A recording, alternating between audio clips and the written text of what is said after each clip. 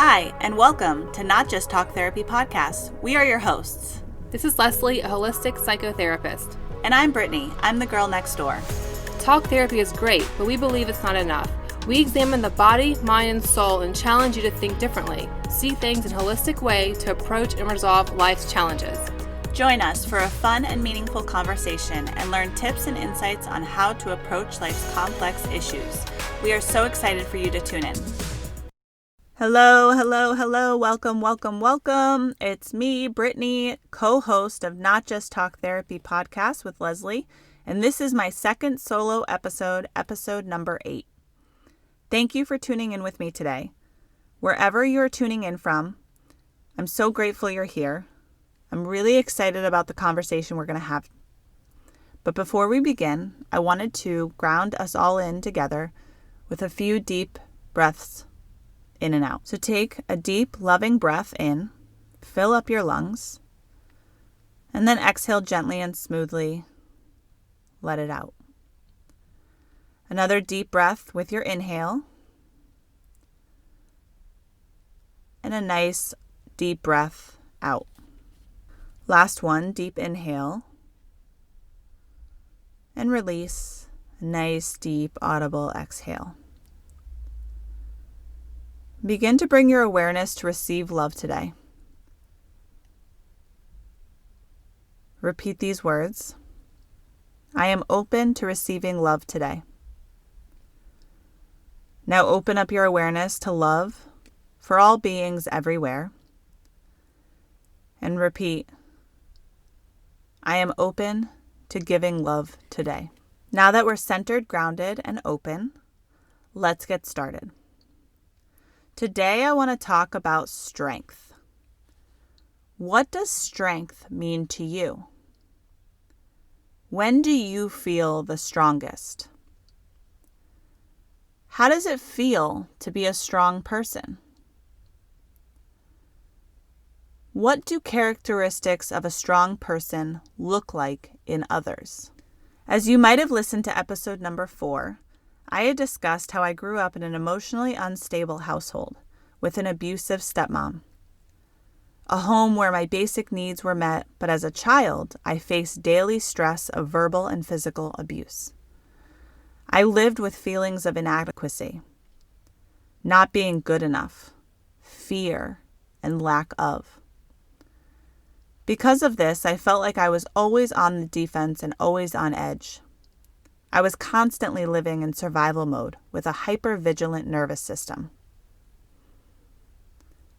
I was in a constant state of stress, and I was always just trying to get through the day without some sort of major blow-up. It was because of my heightened emotional states and reactionary behaviors that in my adulthood, I never trusted the outside world. I was very limited on who I would let close to me, and I always viewed people as an opponent or a threat. I rarely ever gave anyone the benefit of the doubt, and typically I assumed the worst about people. I built a wall around myself as a defense mechanism to protect myself from disappointment, abandonment, rage, the fear of getting hurt, the fear of not being good enough, and lacking. When I met people into early adulthood, I would always look at them as a threat to my own safety and quickly built this shield of armor around me. I would never be the first to say hi to someone in a room or introduce myself. I always had my guard up. I wouldn't let people get too close to me, and I tried to keep an emotional distance between everyone I met. Even in my most intimate relationships, I would keep a very guarded stance. I was sarcastic.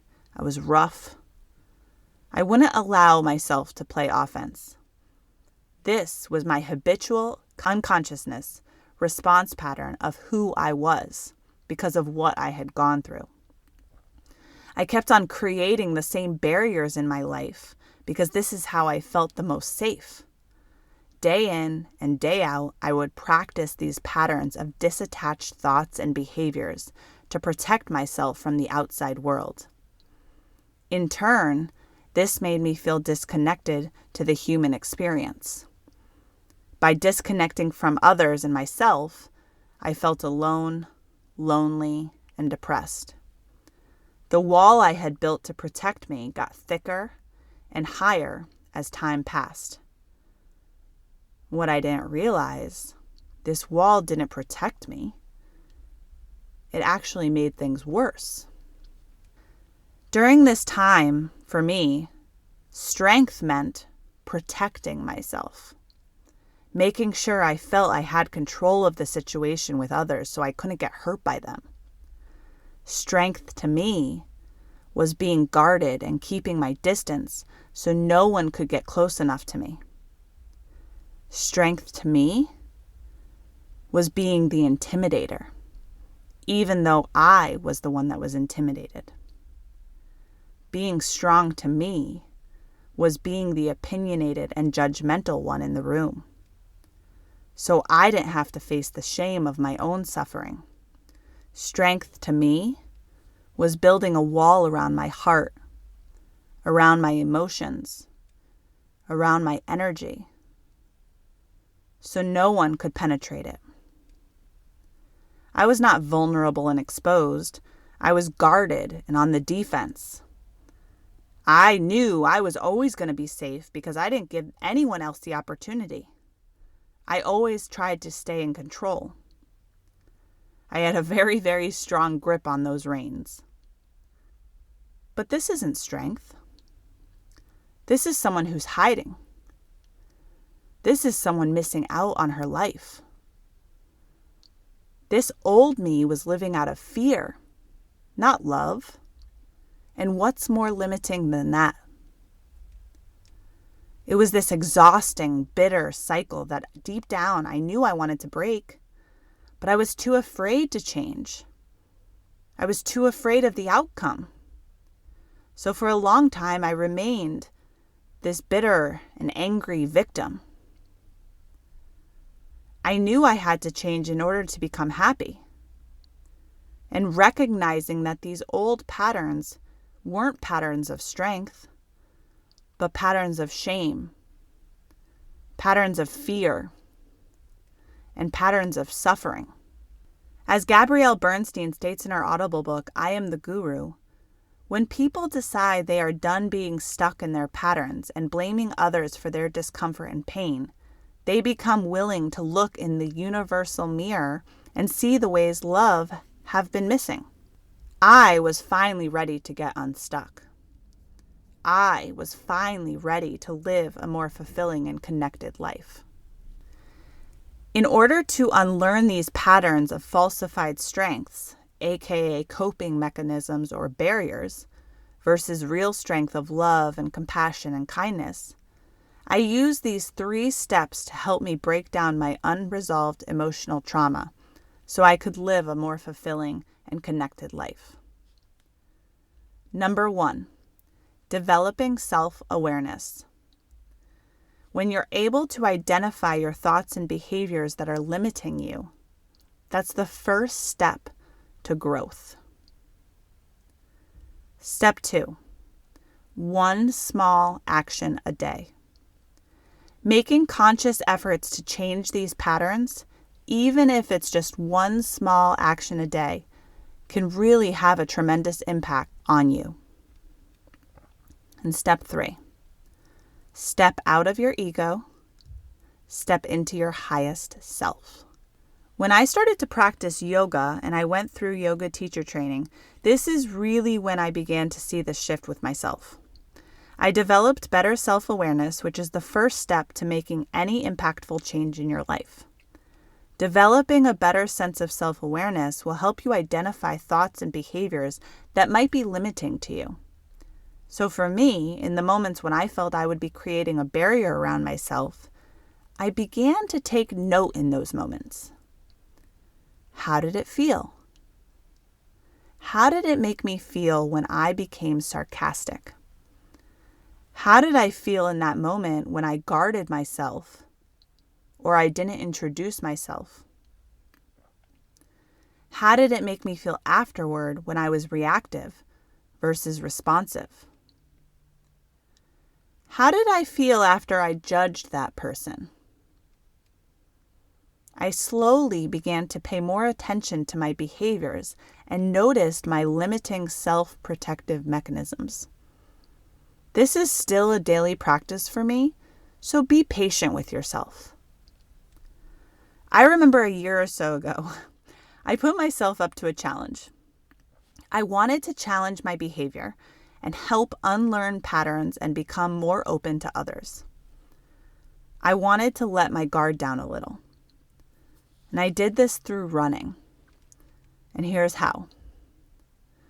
Every time for 6 months, during my runs, when I passed by a perfect stranger, I would say hello, or good morning, or good afternoon, or just a solid wave and smile. I was trying to force myself out of my comfort zone by being friendlier to the outside world and allowing people in. And it's really funny the ripple effect this pattern can have on your behavior. This then translated to people at the gas station or the grocery store. This trickled into more intimate relationships with friends and family. And through time, I slowly felt this emotional release. You know how snakes shed their skin? I felt like I was shedding a layer of skin. The emotional baggage I was carrying around began to dissipate. Small actions like this over the course of a month or a year can have amazing results. It was as if my heart was softening. I was beginning to feel the good, and the more I saw and felt it, the more I wanted to be a part of it. As I got the smile back from the stranger on the street, or a conversation with the neighbor, my protective shield slowly felt unnecessary. The more I was able to open up to the world, I noticed the world opening up to me. When I learned to soften and allow people in, I ultimately became happier. I felt more human connection, which is a basic need of a human. For growth and in order to live a happier life, we must swap out our fears and doubts of, what if I get hurt? What if they don't like me? What if I don't do well enough? What if I'm not good enough? What if they judge me? With thoughts and behaviors that lead back to love, compassion, and understanding. I am exactly where I should be at this time. This person or thing is here to teach me. I am supported by the universe. Other people's judgment comes from a place of suffering. Find them in their innocence and redirect towards love.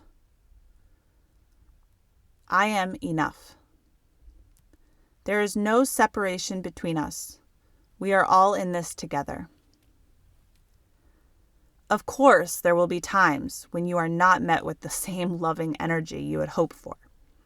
The world will greet us with negativity, worry, fear. People tend to project what they know.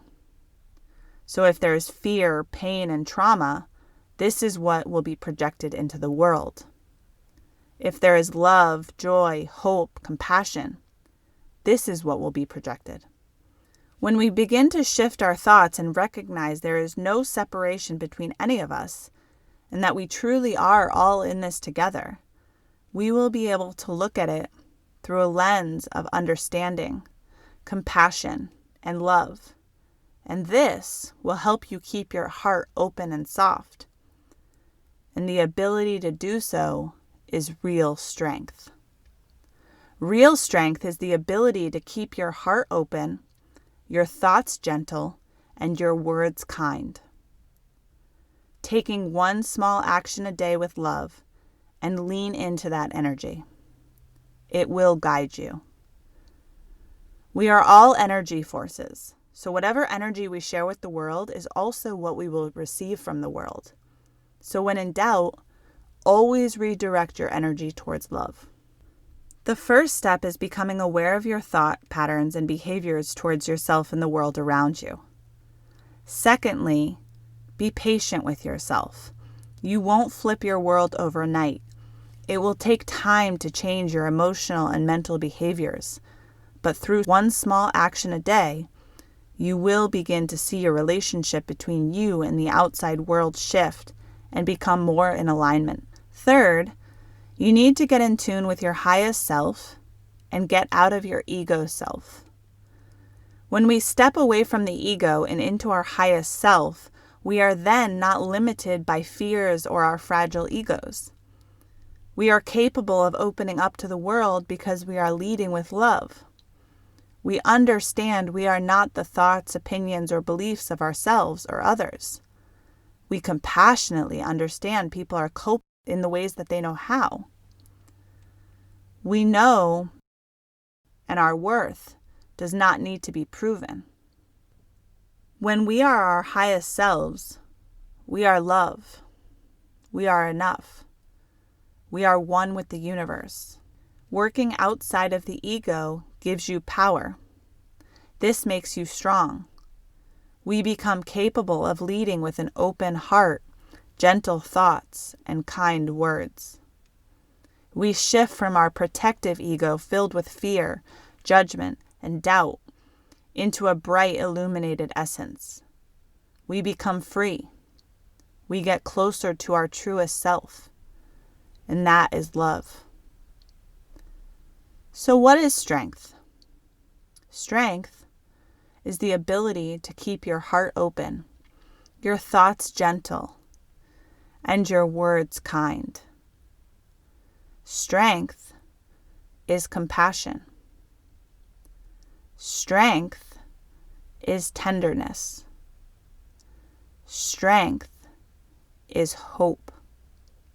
Strength is connectedness. Strength is warmth. Strength is forgiveness. Strength is love. Through life, no matter what your background is, what your childhood was like, what your current conditions are like, monumental discomforts such as the pandemic, equality concerns, political divide, or discomforts closer to home, such as our own pain, suffering, trauma, fears. When we are struggling or suffering, it can be easier to feel anger or fear over love.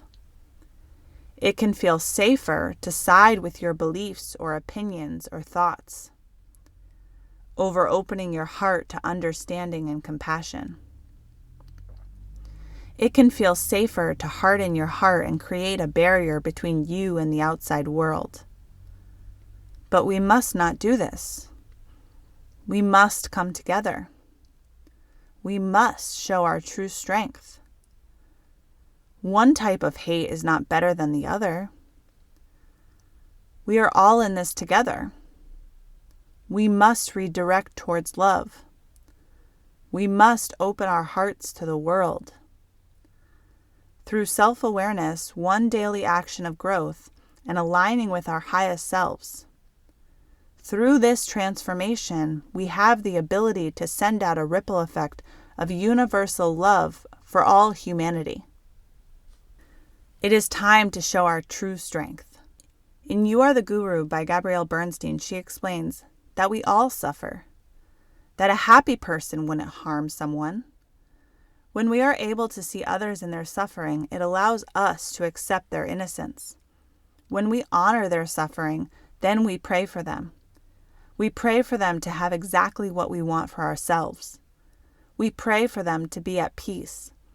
We pray for them to feel safe and to be happy. The moment we pray for them, forgiveness sets in. A prayer is a temporary reprieve from our ego's need to self-protect. Prayer unites us with the other person through our loving intentions. A prayer offers up our grievance to the universe and invites a miracle into our consciousness. That miracle is the shift in which we perceive the other, to see them in their innocence and honor their suffering. Praying for them to have what you want unlocks a sacred part of your being. This profound act will reunite you with the presence of love within you. There is a type of meditation in the Buddhist tradition called metta, aka love and kindness. This is a technique in which you cultivate feelings of love, goodwill, and warmth, and then energetically send those feelings to yourself and others. In Gabrielle's book, she shares this meditation that I will share with you now. Sit in a comfortable position, breathe in gently, exhale gently. Let's practice this message now. May I be filled with love and kindness. May I feel supported and safe. May I have love and compassion towards myself. May I live with ease. Repeat these words of love and kindness once again. May I be filled with love and kindness. May I feel supported and safe. May I have love and compassion towards myself. May I live with ease. Now open up the energy of love and kindness to someone you care for, someone who loves and supports you. Allow yourself to feel your deep appreciation towards that person and open up these words of love and kindness towards them. May you be filled with love and kindness. May you feel supported and safe. May you have love and compassion towards yourself.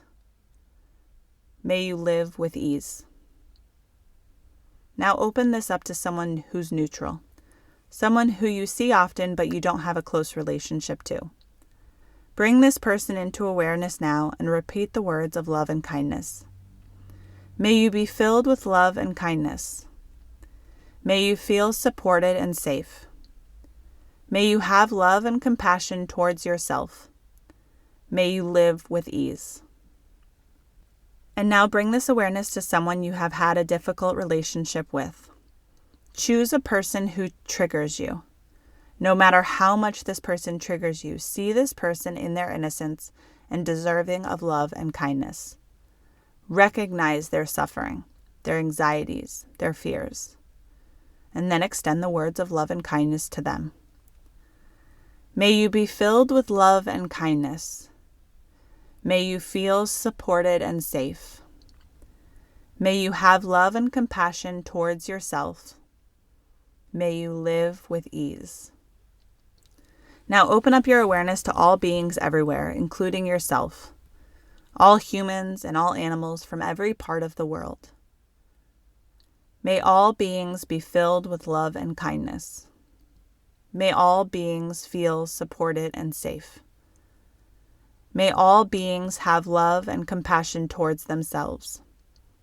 May all beings live with ease. Now bring the practice back to yourself. May I be filled with love and kindness. May I feel supported and safe. May I have love and compassion towards myself. May I live with ease. Now sit with me as you feel this energy of love and kindness run through you and extend out to the world. And remember, strength is the ability to keep your heart open, your thoughts gentle, and your words kind. Strength is compassion. Strength is tender.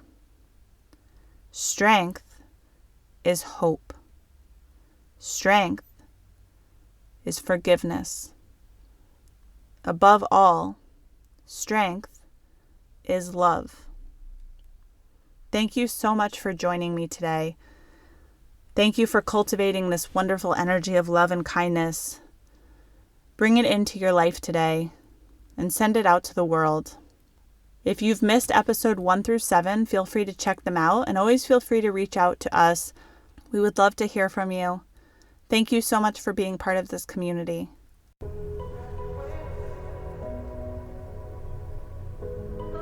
Thank you for listening to today's show. If you love what you heard, please subscribe, write us a 5-star review on iTunes, and follow us on Instagram at mastering.your.mind.